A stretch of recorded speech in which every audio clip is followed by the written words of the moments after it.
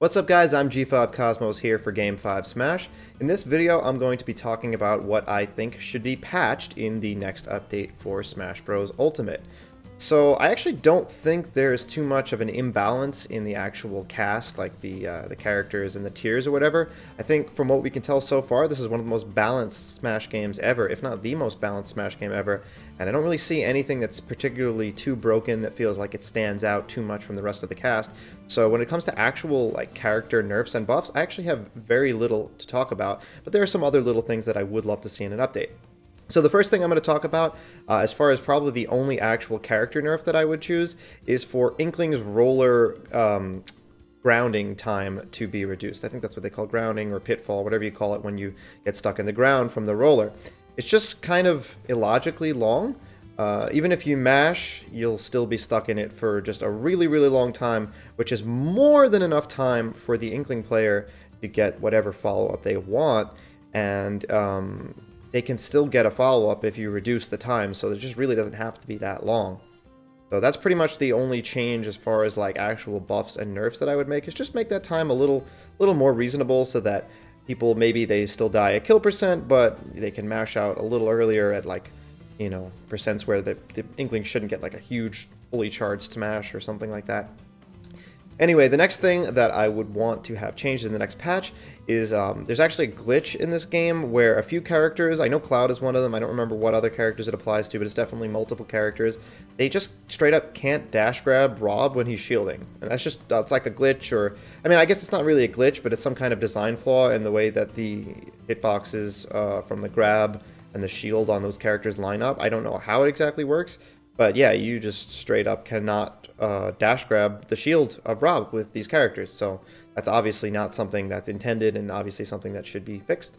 So yeah, so that's going to be there. All right, now let me just peruse my list really quickly. Okay, so the next thing that I would like to have changed is the instant short hop. We should have a toggle for that. So I actually made a video completely about this subject. You can check it out in the card that I have linked up there. But yeah, so basically, in short, if you didn't see that video or if you don't feel like checking it out, in this game, you can't buffer a full hop aerial anymore, and anytime you press jump and aerial at the same time, you'll get a short hop, you'll be forced into a short hop. You know, this is affecting tournament sets at top level and every other level, probably pretty much. The short hop mechanic can be useful for newer players, but ultimately, without a toggle, it gets in the way of top players more than it helps newer players. And you can actually just ask any top player, and I'm sure they would tell you the same thing. This is not helping anybody. So yeah, that's definitely something that we need to have changed. And a toggle would be fine. That way the players who use it for their advantage can still get the same benefits off of it that they have been. Okay, so for the next thing, keeping the character choice after a game. So in every other Smash game, at least as far as I remember it, definitely in Smash 4, you choose your characters, you play your game, and at the end of the game, you go back to, well, in this game you go back to the stage select screen, but either way you go back to the character select screen eventually, and you stay on the choices of the characters that you were in the last game. For some reason in Smash Ultimate, this does not occur. When you go back to the character select screen, your characters are unchosen and you have to re-choose. I feel like in some way this is probably an intentional design. I'm not sure if they want players to like experiment and choose more characters, if they want counter picks to work somehow differently. I don't know, but it's just annoying. It doesn't really, you know, help anybody in tournaments. More often than not, players are staying their character, even though counter picks happen plenty as well. And certainly in friendlies, you know, it's not like people are switching characters every game, so it winds up just wasting more time than it saves. And I've heard a lot of players and spoken with a lot of people who agree it's just a kind of a random waste of time that we have to do this. So I would like that, or I mean, I guess in the you know, the idea of toggling could apply to anything. Maybe give us a toggle for this if we really want. But I think most people would just prefer it if we just stayed the character, and then if you want to switch characters, you just press the B button and choose a new character. So yeah, and then there are a few other things with the character select screen. For the next one, to remove a player. So I'm sure all of us have had this issue where we finish a game and someone wants to swap into the rotation. We have 3 people rotating and someone else wants to swap in, and you have to close out one of those players' controller ports or one of those players' controllers on the select screen Previously in other Smash games, although for some reason it sometimes didn't work, I'm not sure what the specifics were, but you could just move your own cursor, even if you weren't that player, down to that cursor's, like, you know, little character portrait area, and then you could just close out their, you know, player in the select screen, so that way it would be just you and the player you wanted to play against. In Ultimate, you can't do that. They have the minus button, but the minus button only takes away the third player, or not, excuse me, in this example, the third player, but it takes away the last player, the player closest to the minus button. So if the second player or the first player are the ones that you want to take out, you just can't do that. Like, you can take them out, but then if you move the controller for the player who actually wants to play, it'll just bring that in, and you can't take the place of the player that you removed. So this seems like a very strange thing. There's even that convenient disconnect button, but you can only use that if you are the player with that controller. So there should really be an easier way to just take controllers out. Also for tournaments, when there's a pro controller connected, this can be really annoying. Just give us an option. Just let any player take out a player. Like, I don't understand. Are they afraid of, like, players trolling each other and taking each other out in between games? Like, that's kind of absurd.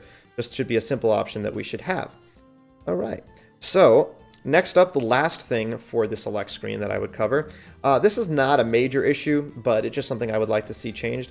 I assume due to the really, you know, taxing nature of Ultimate on the Switch, because it has so many files in there, it's such a high, you know, processing requirement game, as far as I understand. But sometimes when you first load up the character select screen, your character costume, if you want to change to something besides the default, will take kind of a really long time to actually load the costume.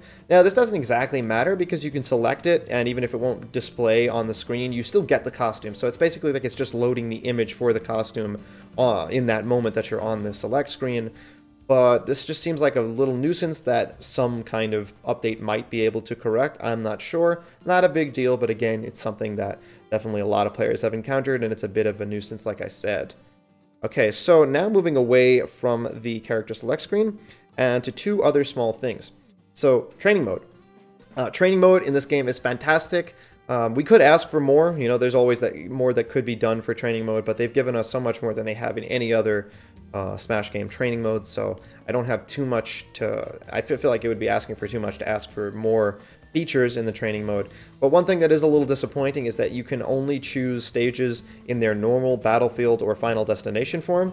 Now, to some that may sound like a lot, but the factor is that you cannot choose hazardless form, which is pretty important because we play hazardless in almost every tournament rule set, and stages like hazardless Smashville, hazardless Pokemon Stadium, hazardless Unova, all of these, and Kalos as well, all of these stages you cannot practice on in training mode because they will transform and you will only get a small moment of time to play on the stage in the form that actually appears in tournament, or in the case of Smashville, you'll get absolutely no time because the platform is always moving and it's not just static in the center.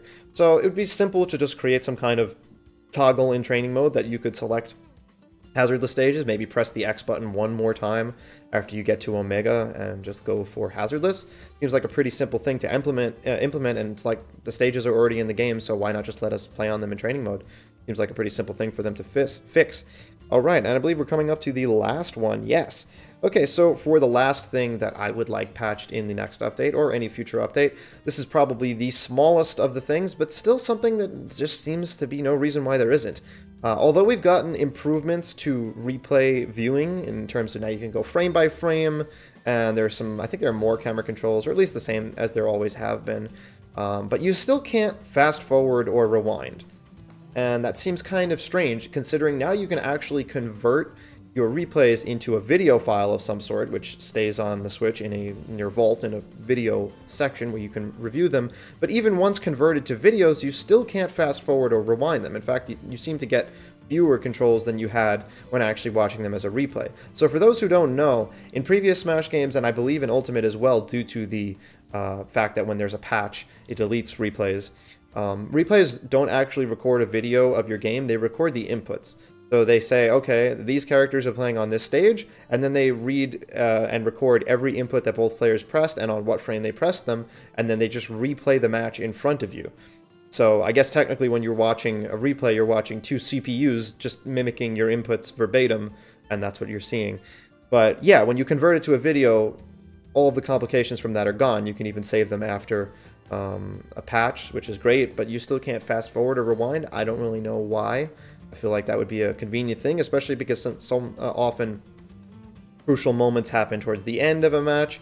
I guess you could argue that you can just simply record one part of a match when you're actually turning the replay into a video, but it would be nice for them to implement some method of fast forward or rewind.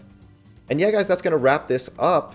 Let me know in the comments what you guys would like to see patched, if you'd like anything changed in the next update. We're definitely going to see some things. Hopefully they don't change the balance too much, because the game is in a pretty good place as the meta develops. I really don't think we should see too many strong nerfs or buffs. Just get rid of some of those glitches, like I said, and maybe the other quality of life changes would be great as well. Also, I wanted to mention, if you guys want to stay tuned with some other things, as well as Game 5 tournaments that may be coming up soon, you can follow us on Twitter at Game5Smash. Pretty much anywhere you look, it is at Game5Smash.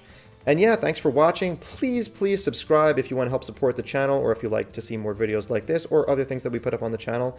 And thanks again for watching, and bye-bye. What's up, guys? I'm Game5. I am not Game 5.